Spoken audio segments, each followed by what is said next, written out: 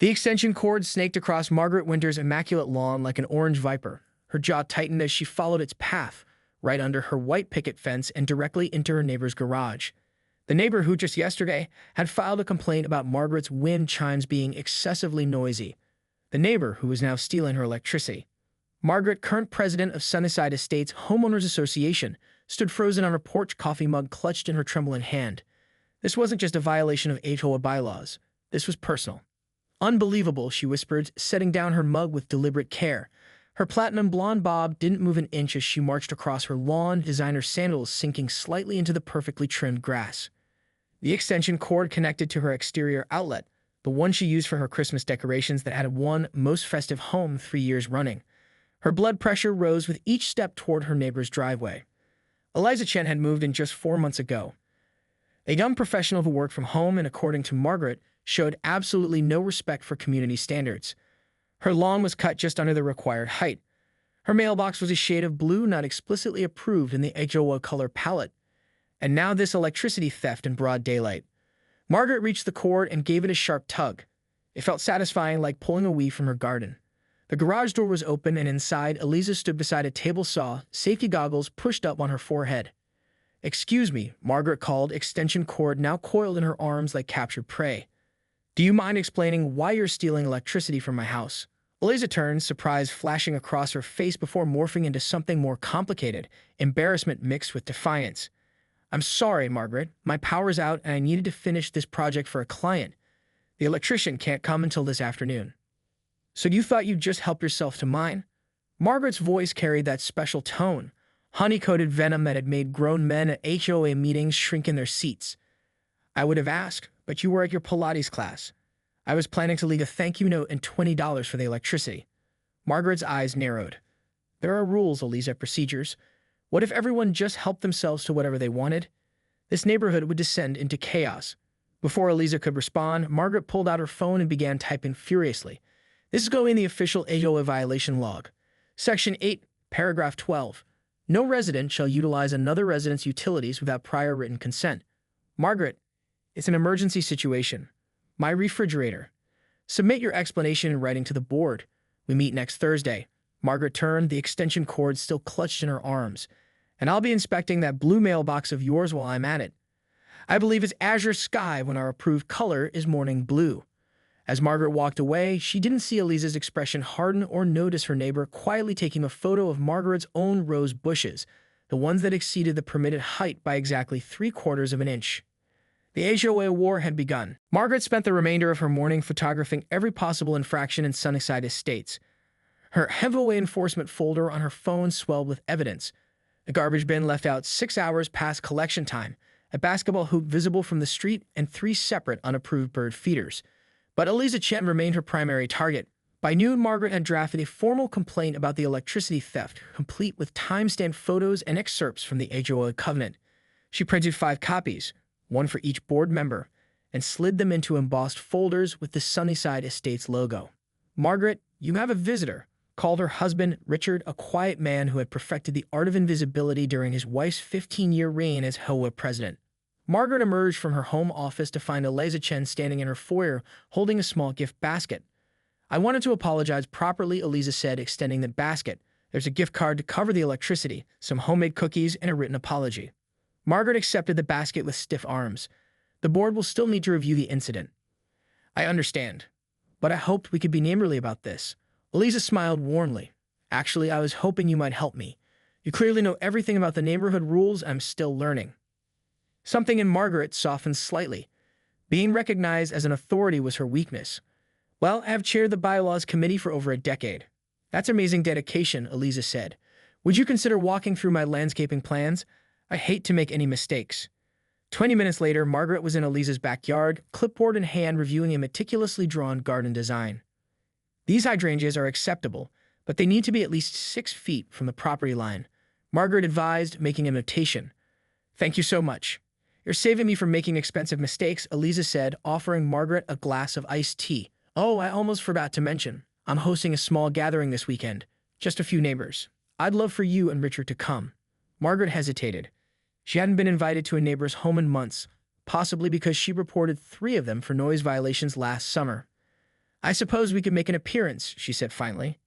Perfect. Saturday at 7. Eliza beamed.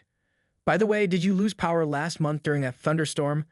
My whole street went dark for hours. Only briefly, Margaret replied. We have a generator for the west side of the house where my office is. Smart planning, Eliza nodded appreciatively. Well, I should let you get back to your day. Thanks again for the guidance. As Margaret walked home, she felt an unfamiliar warmth. Perhaps Eliza was teachable after all. She placed the complaint folders on her desk, deciding to hold off on distribution for now. What Margaret didn't notice was Eliza watching her leave, a calculated smile replacing her friendly expression.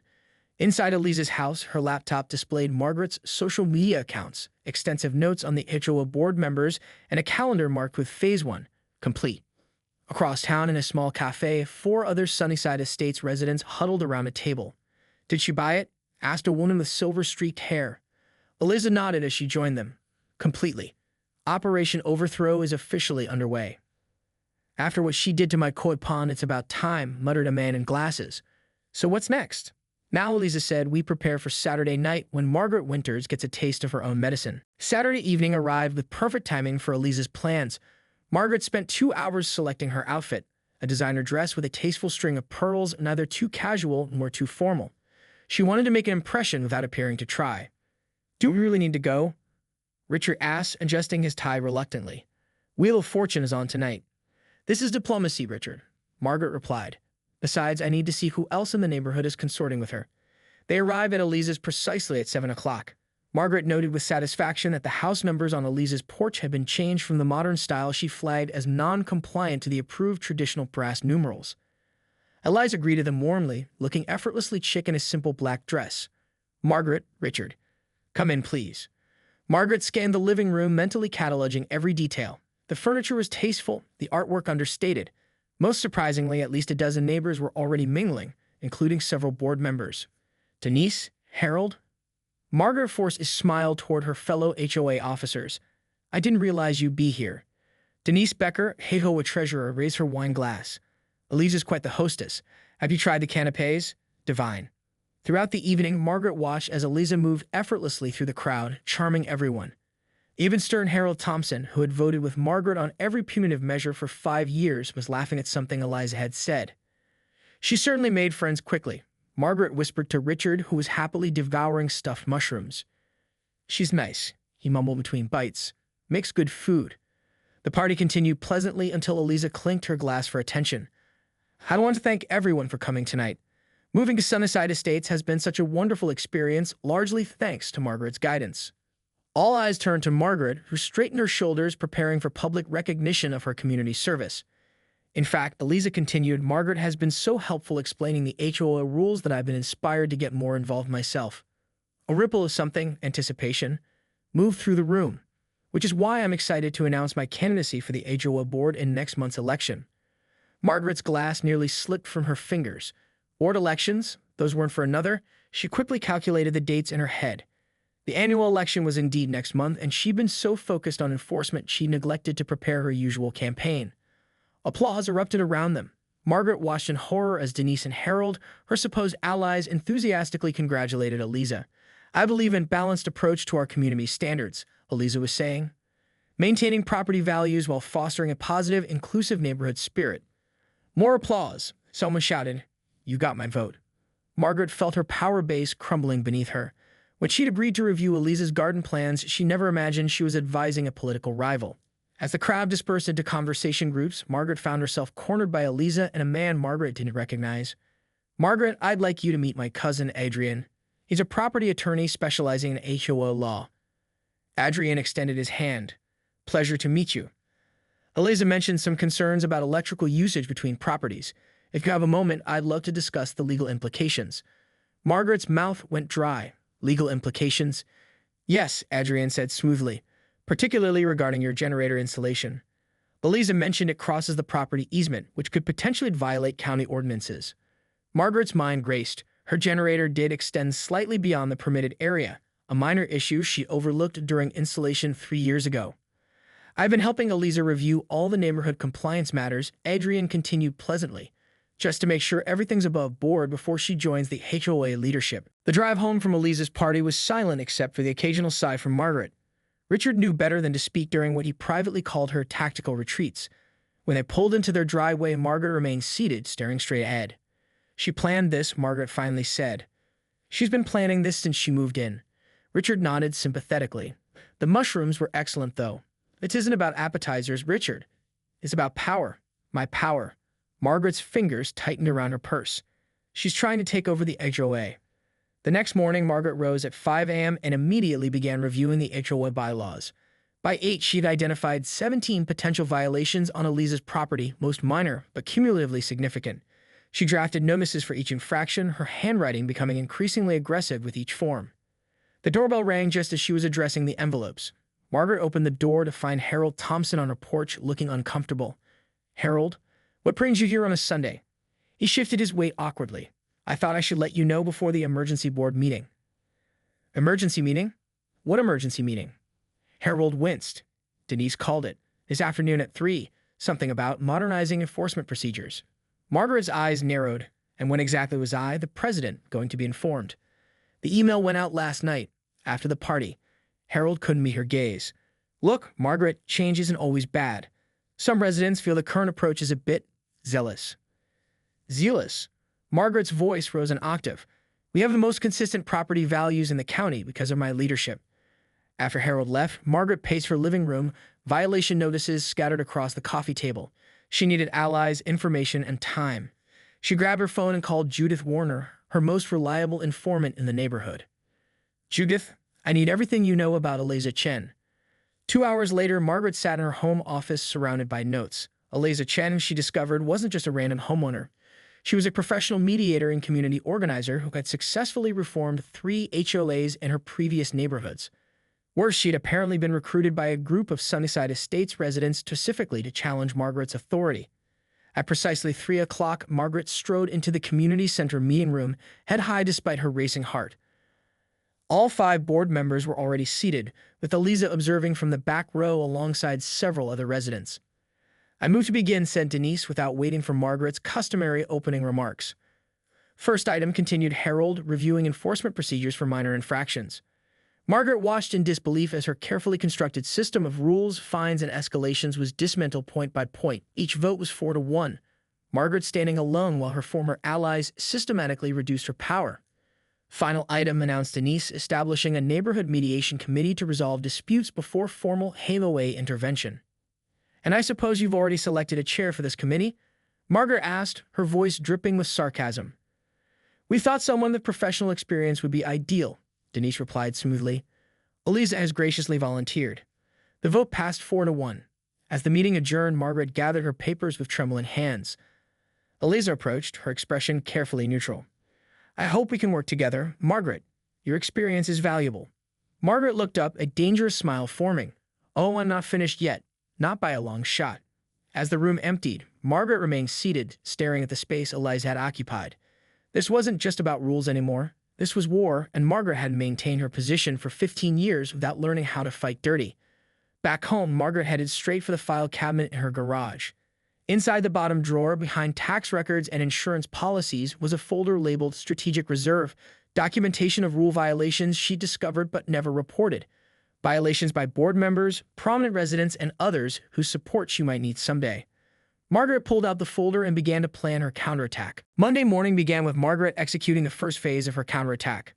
She arrived at the community mailboxes just as the postal carrier was finishing his rounds. With practiced efficiency, she distributed glossy flyers to every mailbox in Sunnyside Estates. Special Community Bulletin read the headline. "Know your candidates. The truth about Eliza Chen."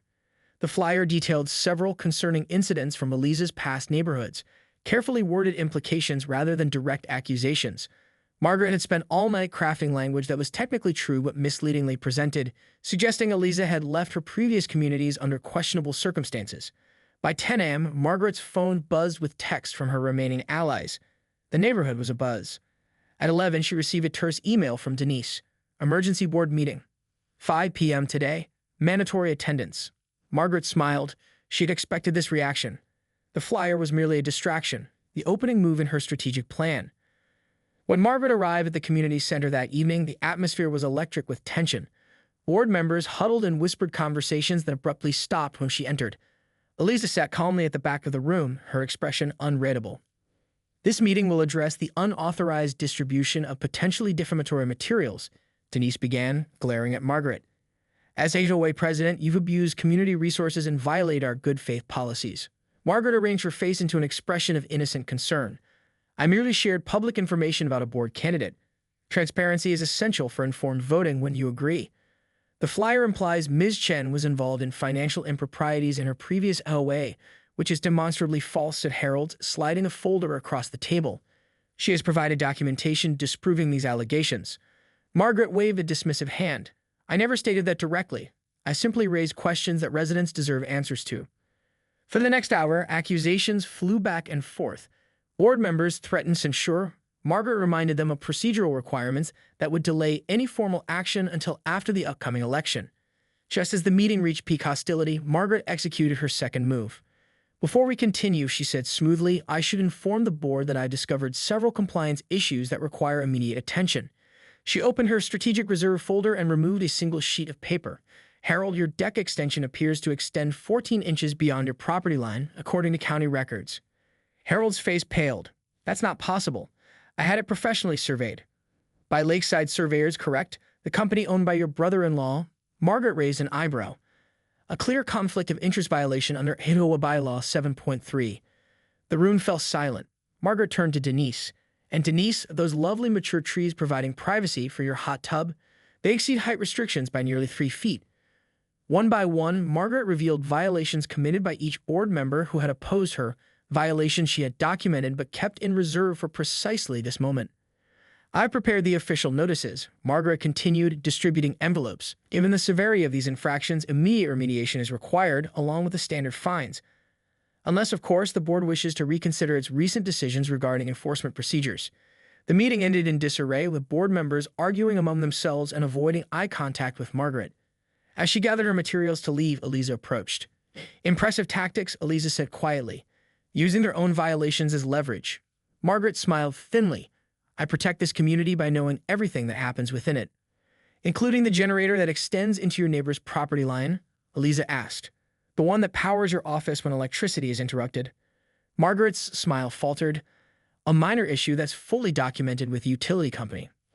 Is it? Eliza held up her phone, displaying a property boundary overlay on a satellite image. Because according to these records, that generator is partially on land belonging to the Paddles, land they've been too intimidated by you to reclaim. The confidence Margaret had felt moments earlier began to crumble. What do you want, Eliza? To destroy everything I've built here? No, Margaret. Eliza's voice softened. What I want is much simpler, but I don't think you're ready to hear it yet. She turned to leave, then paused. By the way, I have scheduled interviews with all board candidates for the community newsletter tomorrow. I've saved you the 9 a.m. slot. Margaret barely slept that night. By dawn, she was seated at her kitchen table surrounded by neighborhood maps, property records, and her personal files on every resident of Sunnyside Estates. Her tactical advantage was slipping away. Somehow, Eliza had anticipated and countered her every move. At precisely 8:45 a.m., Margaret arrived at the community center for her candidate interview. She'd selected her outfit carefully, a conservative blue suit that projected authority without appearing unapproachable. Her makeup was flawless, her hair immobile despite the morning breeze. The community newsletter committee, 3 residents Margaret had previously dismissed as unimportant, sat behind a folding table. Beside them, Eliza arranged recording equipment with professional efficiency. Good morning, Margaret, Eliza greeted her. We're conducting standardized interviews with all candidates. Same questions, same time limits, completely fair. Margaret nodded stiffly and took her seat. The first few questions were predictable. Her vision for the community, her accomplishments during her tenure, her plans if re-elected. Margaret delivered her rehearsed responses confidently, emphasizing property values and community standards. Final question, said Eliza after 20 minutes. Sunnyside Estates has seen increased tension between residents in recent years. How would you address the growing divide between different community factions? Margaret smiled her practiced smile. I believe in consistent enforcement of our bylaws. When everyone follows the same rules, harmony naturally follows. Even when those rules are applied selectively, asked one committee member. Margaret's smile tightened. I ensure all violations are addressed appropriately. Thank you for your time, Eliza said, stopping the recorder. The committee will publish all candidate interviews in this week's newsletter. As Margaret gathered her purse, Eliza handed her a sealed envelope. This arrived for you at the HOA office. Once in her car, Margaret tore open the envelope. Inside was a formal notice from the county zoning department informing her that an anonymous tip had prompted an investigation into her generator installation. An inspector would arrive tomorrow at 9 a.m. Margaret's hands trembled as she started her car. This was escalating beyond neighborhood politics. A zoning violation could mean significant fines, forced removal of the generator, even liens against her property. When she pulled into her driveway, she was shocked to find the Paddles, her quiet, reserved neighbors, standing near the property line with a surveyor. The man was measuring and marking the precise boundary between their properties, exactly where her generator encroached. "What's going on here?" Margaret demanded, marching toward them. Mrs. Patel, normally deferential in Margaret's presence, straightened her shoulders. "We're reclaiming our property, Mrs. Winters. The surveyor confirms your generator extends 18 inches onto our land." "This is ridiculous," Margaret sputtered. "That installation has been there for years without complaint." "We've complained 3 times," Mr. Patel said quietly. "You dismissed our concerns and threatened to report our son's basketball hoop." Margaret felt the ground shifting beneath her feet, literally and figuratively. "Who put you up to this?" "It was Eliza Chen, wasn't it?" "Ms. Chen simply informed us of our rights," Mrs. Patel replied, and offered to mediate a solution that would be fair to everyone, unlike your approach. Margaret retreated to her house, mind racing. The county inspection tomorrow, the Paddles' sudden assertiveness, the board's rebellion.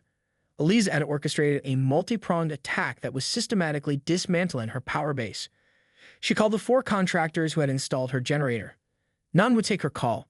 She contacted her usual handyman about moving the unit immediately. He was booked solid for 2 weeks. Ian Richard was no help, having conveniently scheduled a golf outing with friends. As afternoon faded into evening, Margaret sat in her home office, facing a wall covered with 15 years of HOA commendations, neighborhood awards, and photographs of her standing proudly at community events.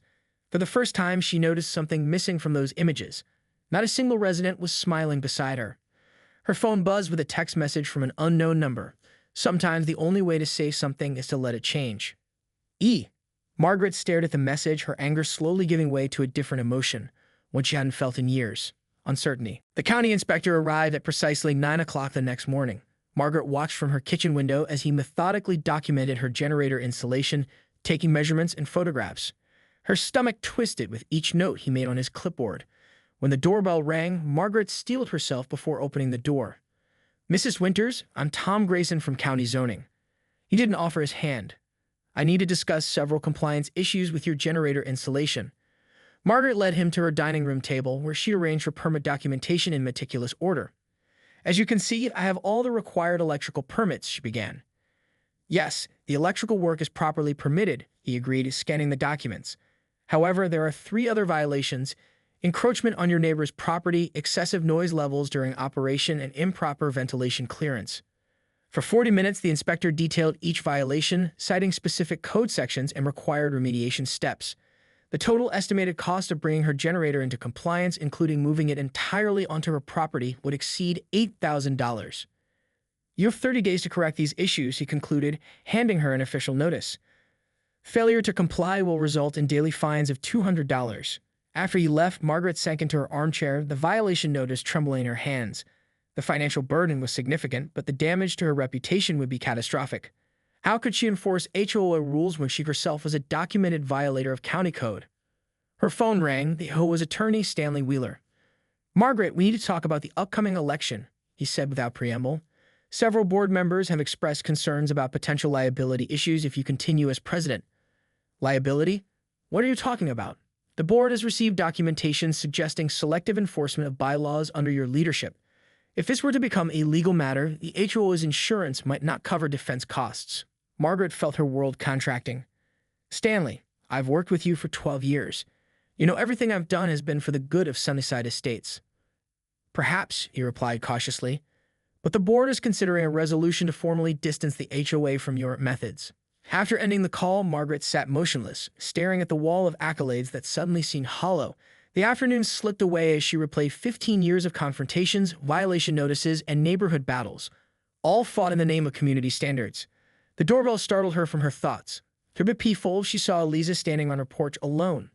Margaret briefly considered not answering, but her pride wouldn't allow retreat. "What do you want?" Margaret asked, opening the door just enough to face her opponent. "May I come in?" Eliza asked quietly. "I think it's time we had an honest conversation."